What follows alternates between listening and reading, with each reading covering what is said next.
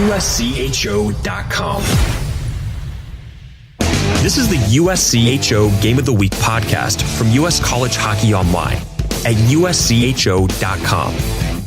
An in-depth look at this week's top college hockey matchup and a preview of the other big games. Welcome to the USCHO Game of the Week podcast. This is episode 1. I'm Ed Trefzger with Jim Connelly. And Jim, we didn't have an episode to preview last week's Game of the Week, so why don't we take a moment? And that involved Minnesota and Minnesota Duluth, the debut behind the bench at Minnesota for Bob Motzko. And what a debut it was, the ability for Minnesota to go on the road and take a point on the night that the national champion Minnesota Duluth Bulldogs unfurled their banner. That was a big step, but then to come home and put up 7 goals on this team, this very good Minnesota Duluth team, and earn not just a win for that night, but 3 points in essence on the weekend in this non-league series. That really is a statement for Minnesota. It also might be a little bit of a statement for Duluth that they, you can get caught up in some of the excitement of a national championship. And obviously they've got some rebuilding. Every team is different, as every coach would tell you, that it's not the same team year after year. But there's some things for that team to work on. I think there's some things for probably both teams to work on coming out of that. But a really positive step for Minnesota out of that series. Well, this week, our Game of the Week is actually a tournament of the week, and it's the Icebreaker Tournament. And there are going to be 4 really strong programs involved in that: Providence, Miami, Notre Dame, and Mercyhurst. And Jim, to preview that, we're going to be speaking now with Mercyhurst head coach Rick Gotkin. Rick Gotkin from Mercyhurst. It is a great weekend coming up in Erie, the Icebreaker Tournament, going to an Atlantic hockey market for the first time. First off, thanks for joining us. And second, what a great time to be at Mercyhurst. This has to be a big event for your school to host. You know what, Jim, Ed, it absolutely is. I can't begin to tell you the excitement that is on our campus and has been on our campus. And more importantly, even into the city of Erie. This has been going on for about 2 years now. And as you know, Mercyhurst University and the Erie Sports Commission have partnered to do this. So we're going to play downtown at the Erie Insurance Arena, which was just remodeled about 3 years ago, a $44 million renovation. It's an absolute beautiful building. And they've been working on marketing, ticket sales, group sales, sponsorship, and it really is exciting. And again, to be the first Atlantic hockey team to be able to get the honor to host this, it's a big deal, and Jim and Ed, we've talked about this on and off over the last 31 years or so, but maybe in some of those bigger schools, this really isn't that big a deal. But I could tell you, for a little school like Mercyhurst to be able to host the Icebreaker and then be able to bring in a Notre Dame, a Providence, and a Miami of Ohio is really gigantic for us. And I can tell you, everybody here is exciting and looking forward to it.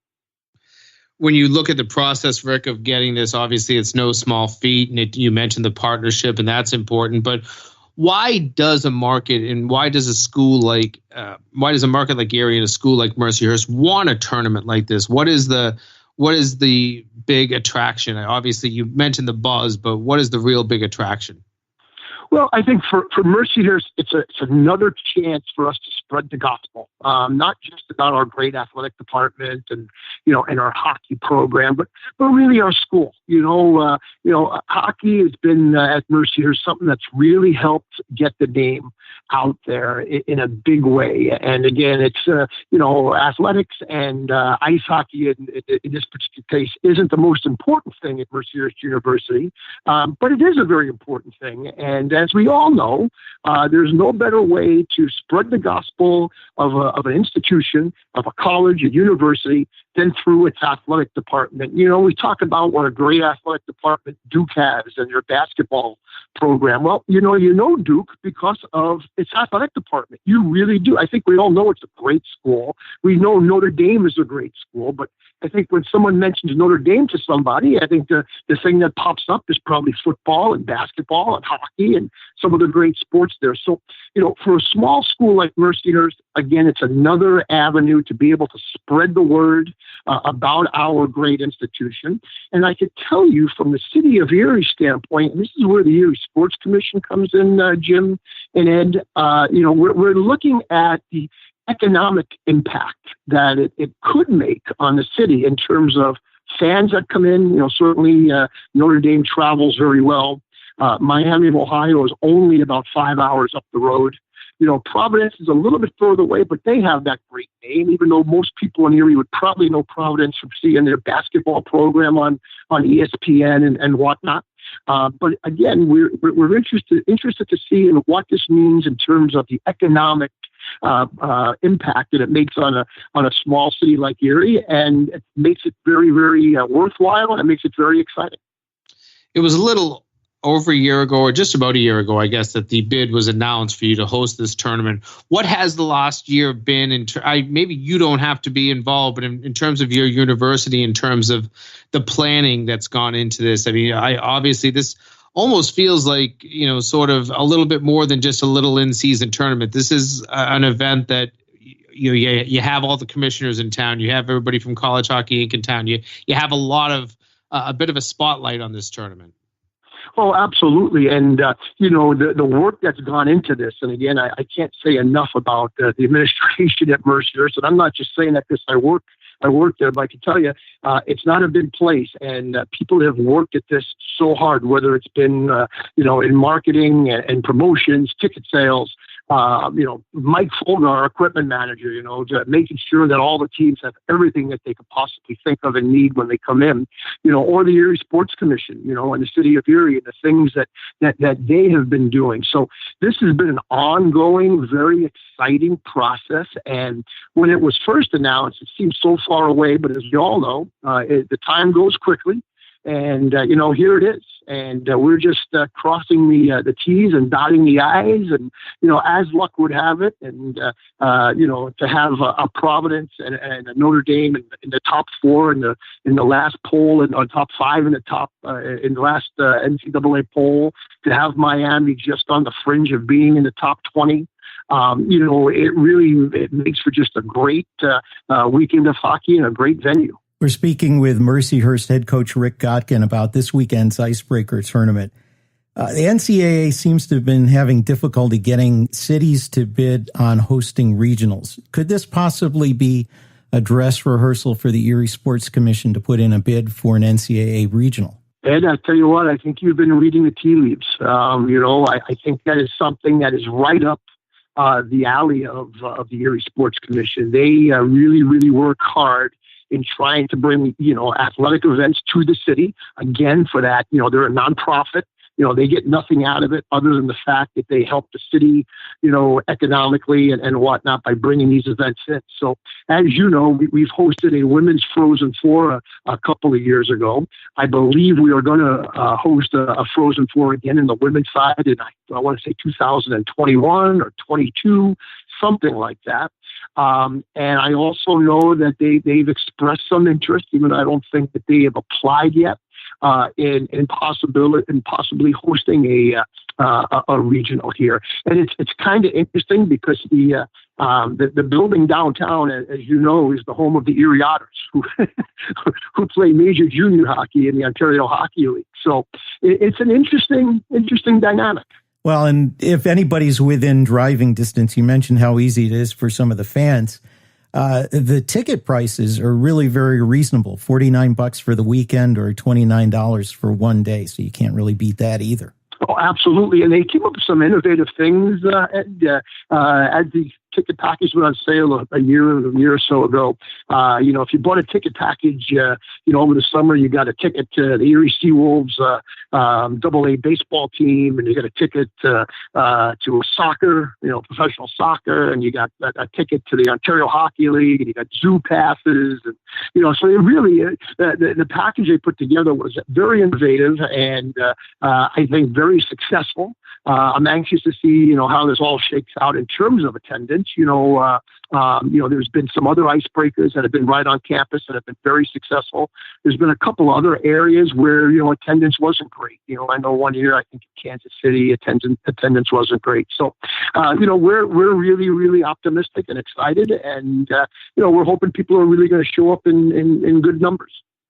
Rick, we've known each other for a long time, and back to your first year, and back then it was the MAC, and obviously up to Atlantic Hockey. But you've seen this program from Division III to Division II to Division I.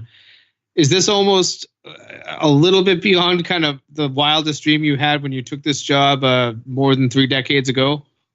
Yeah, you know what, Jim? As you said, we've been friends a long time and together, and when both of us are getting a little bit long in the tooth, there's no question about that. But, I remember back, to when we first, got the automatic bid through the MAC in 2000. And, back in those days, and there was, 12 teams going to the tournament. And there were 2 regionals. And, I remember how exciting that was and whatnot.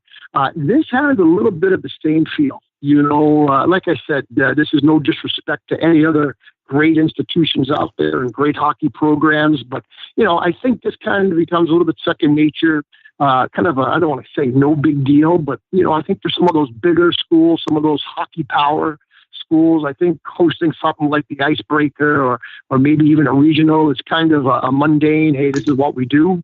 But for a school like Mercyhurst, it's really it's a really big thing. It's super important to us. And, we want to just make sure anyone that is in and around this venue, is around the tournament this weekend, really has a great time. And we're hoping they leave and they say the hockey was great and the atmosphere was better and the people of Erie treated us the right way. Well, it is this Friday and Saturday, the Icebreaker Tournament, Erie Insurance Arena, number 2 Notre Dame, number 4 Providence, a great Miami team that is 2-0, and Mercyhurst, the host. I believe it will be a great weekend of hockey in Erie. And Rick Gotkin, thanks for joining us tonight. And more than anything, enjoy the weekend and good luck. Hey, Jim, and thank you for having me. It's always great talking with you folks, and I appreciate all the support. Mercyhurst head coach Rick Gotkin, the host school for the Icebreaker Tournament this weekend with Providence, Miami, Notre Dame also joining the Lakers. We talked a little bit about a regional in that city, but even if one doesn't happen there, this tournament is happening in a great place. Erie, Pennsylvania is actually a nicer town than people might think. I've been there many, many times at games at Mercyhurst, and really, Providence is not that big a place. Oxford is smaller. South Bend is no huge metropolis. This is kind of a nice fit for all those schools. It really is. And, you and I off the phone had talked with Rick about the fact that they're going to treat this like an NCAA tournament. And I think that the coaches will probably leave this feeling like they had just gone to a regional. They're going to, have the press conferences with coaches before the day before the game. And that's, just putting them through that almost feel of an NCAA regional. A, it could prepare Erie to be a great city to host this, and B, it's not bad training for some of the young players to see what it's like to play these sort of tournaments. I know the team I used to work for, UMass Lowell, their head coach Norm Bazin used to play as many in-season tournaments that he could, so that he could prepare his team to feel for an NCAA regional. So I applaud the commissioners and College Hockey Inc. for going to Erie, and I really do hope this is a growth point for their market.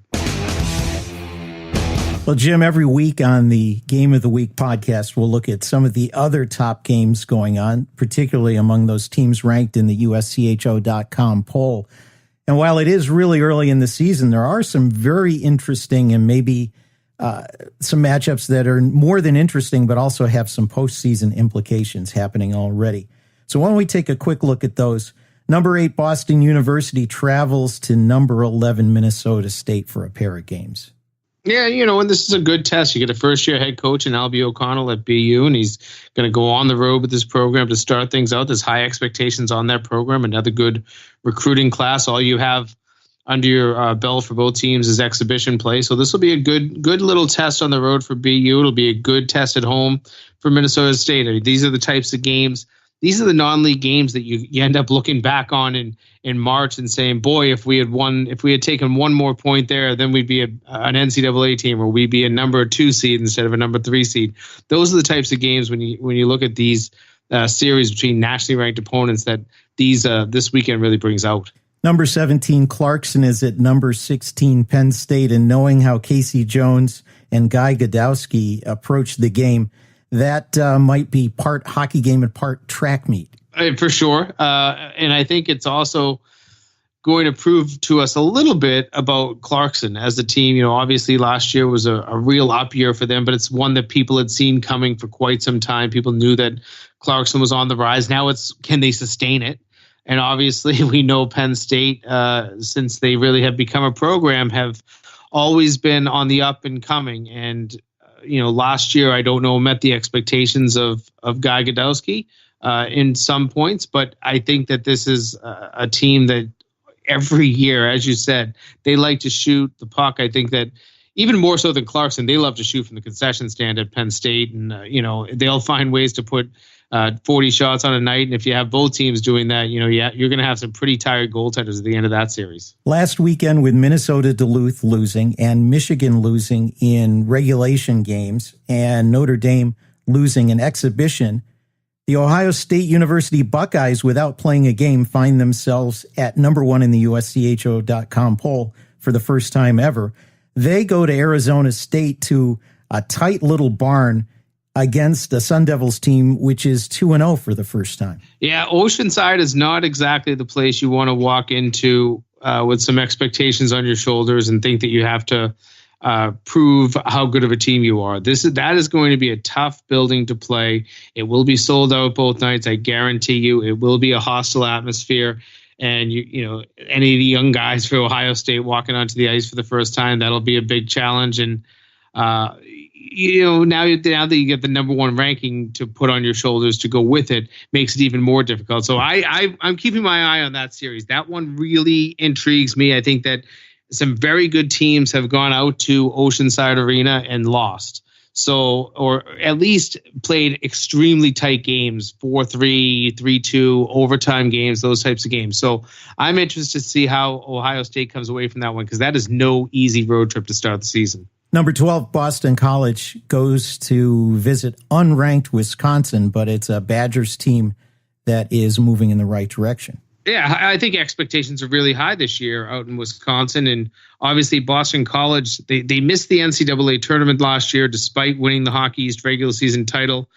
I think Jerry York knows very well that everything that related to missing that tournament was because of a bad non-league record. So he's not giving himself 2 easy games to start. 2 games at Wisconsin are pretty difficult, but I think both teams have a lot to prove. We're talking about, I guess it almost becomes like a broken record as you go through these games, what teams have to prove, but both of these teams have a lot on their shoulders in terms of expectations.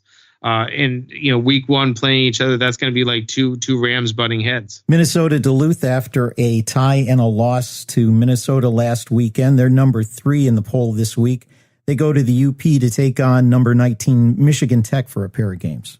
And Tech's been a fun team we've watched for the last few years, even through a coaching change. They've still been a super competitive team. They're a high-paced team, a high-speed team. It's going to be difficult for Duluth to get their footing. They've kind of gone onto this kind of murderer's row here of opponents to start the season with both Minnesota and Michigan Tech. Ranked teams, I guess you want a good non-league test, but they've given themselves the ultimate test. And if you come out and win those first 2 games, then the second 2 don't seem as imposing. But when you come out with just a tie out of your first 2 games, now you're going to play another nationally ranked team. Now you're going on the road into a hostile atmosphere. That's a real big test for them as well. That's a difficult start of season to the defending national champs. And finally, Air Force finds itself at the center of a couple of games. Actually, its partner in these games is going to be Alabama Huntsville. But Air Force hosts Denver on Friday night and travels to World Arena to take on Colorado College on Saturday. I feel like they used to do this as a more fun and enjoyable 3-game round robin between those schools, the closely tucked Colorado schools. But Air Force is just going to play 1-1 at each. I think those are the games that Frank Serratori enjoys playing. They're kind of rivalry games. They're probably more rivalry games for Air Force than they are for Denver and CC, but they really are rivalry games. He seems to get his team up to play very well in those games. I know that they've had some success against each school, so should be interesting. And I think that Colorado College, I know Denver always has some high expectations. Colorado College has been kind of looked at as that NCHC team that wants to move from the lower tier to the upper tier, and what better way to start than with a challenge of a gritty and tough and hard to play against Air Force team. That's going to do it for this week's edition of the Game of the Week podcast from USCHO.com. Check USCHO out for game coverage all weekend, including on Friday morning game picks from our various writers who cover all the different Division I leagues. For Jim Connelly, I'm Ed Trefzger, and we'll catch you next time on the Game of the Week podcast. This has been the USCHO Game of the Week podcast, a production of U.S. College Hockey Online. Visit uscho.com/podcasts to listen or subscribe.